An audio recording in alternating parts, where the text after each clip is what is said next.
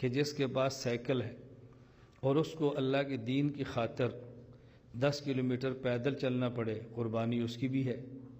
اور ایک وہ شخص جو جب سے پیدا ہوا تب سے لینڈ کروزر سے نیچے سفر نہ کرے اور اس کو اللہ کے دین کی خاطر 10 کلومیٹر چلنا پڑے، قربانی اس کی بھی ہے۔ لیکن دونوں کی قربانی میں کتنا بڑا فرق ہے۔ تو حضور اکرم صلی اللہ علیہ وسلم کی قربانی، اب یہ پس منظر اور بیک گراؤنڈ ذہن میں رکھ کے سوچیں تو آپ کو اندازہ ہوگا کہ نبی پاک صلی اللہ علیہ وسلم کی کتنی بڑی قربانی ہے۔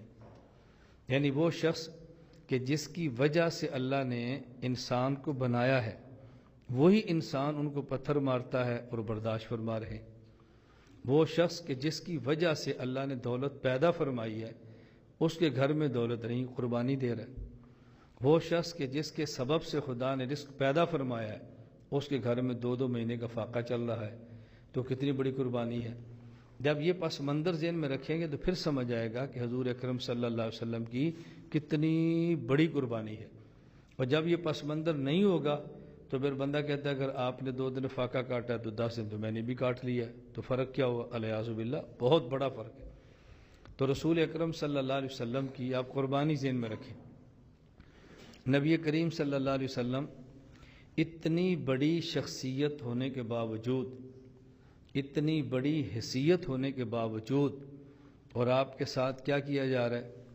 سجدے میں ہیں تو کمر پہ اوجری رکھی جا رہی ہے، مکہ کی گلیوں میں ہیں تو کانٹے بچھائے جا رہے ہیں، آپ دعوت دیتے ہیں تو لوگ پتھر مار رہے ہیں، آپ دین کی بات کرتے ہیں تو لوگ پاگل کہہ رہے ہیں الیاذ باللہ، اور رسول اکرم صلی اللہ علیہ وسلم اف تک نہیں فرما رہے۔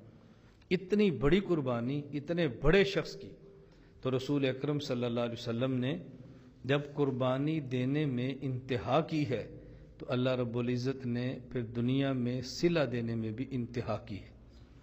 حضور اکرم صلی اللہ علیہ وسلم کی قربانی سب سے بڑی ہے، اللہ نے آپ کو اعزاز بھی سب سے بڑا دیا ہے۔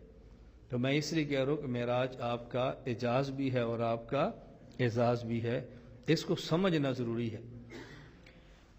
اب اگر میں یہ بات کہوں تو یہ بے جا نہیں ہے کہ رسول اکرم صلی اللہ علیہ وسلم نے جتنی بڑی قربانی دی ہے، اگر آپ کو اللہ رب العزت عرش تک کا معراج کروا دیں، اللہ کا احسان بھی ہے، اللہ کا کرم بھی ہے، لیکن ہم یہ بھی تو کہہ سکتے ہیں کہ رسول اللہ صلی اللہ علیہ وسلم کا حق بھی ہے، رسول اکرم صلی اللہ علیہ وسلم کا حق بھی ہے۔